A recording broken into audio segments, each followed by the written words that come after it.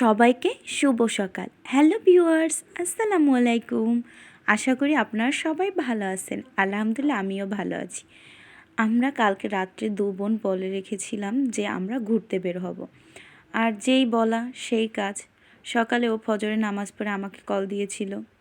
আমি তখন নামাজ পড়তেছিলাম। তারপর এসে আমি আবার কলটা ব্যাক করে বললাম, তুই তাড়াতাড়ি আস। সে কি অবাক কাণ্ড, মানে আমাকে আসতে বলে সে এত লেট। আমি রেডি টেডি হয়ে একবার রাস্তা হেঁটে আসছি, তারপর সে আমাকে নিতে আসছে। যাই হোক, দুই বোন মিলে সে বলছিল যে তার ভাইজি অনেক বিরক্ত করছিল, সে আসবে, তাকে রেডি করে তারপর নিয়ে আসছে। যাই হোক, ছোটো মানুষ নিয়ে একটু ঝামেলা হয়। যাই হোক, আমরা সকাল সকাল নদীর পাড়ে চলে এসেছি, আর এখানে ডগি মামার সাথে দেখা হয়ে গেছে, তাকে হাই জানালাম। সকাল সকাল একটা লঞ্চ যাচ্ছিল, আর সকালের এই সূর্য উঠতে ছিল, এত ভালো লাগতেছিল যা বলার বাহিরে। রোদে মানে মিষ্টি মিষ্টি একটা রোদ, অনেক ভালো লেগেছিল। এই যে নদীর পানিগুলো চিকচিক করছিল।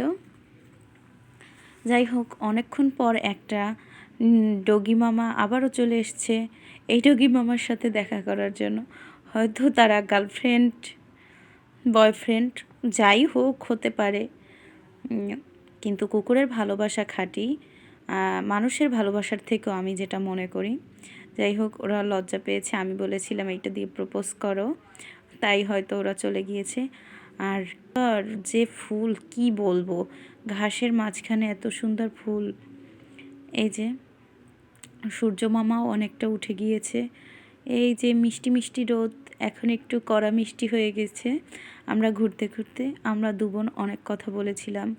আর নদীর পাড়ে এসে মনের সুখে কথা বলবো না তা কি হয়?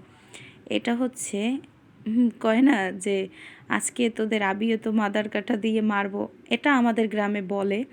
আমি যখন ছোট তখন বলতো আমাকে যে এই আবিও তো মাদার কাঁটা দিয়ে মারলে তাইলে পড়াশোনা করবি।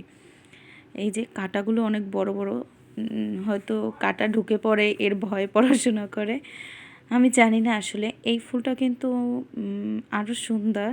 এটা মনে হয় ব্যাঙের ছাতা ছিল। মাশাআল্লাহ, আল্লাহর সৃষ্টি অপরূপ, যার কোনো তুলনাই হয় না। সবাই ভালো থাকবেন। আল্লাহ হাফেজ।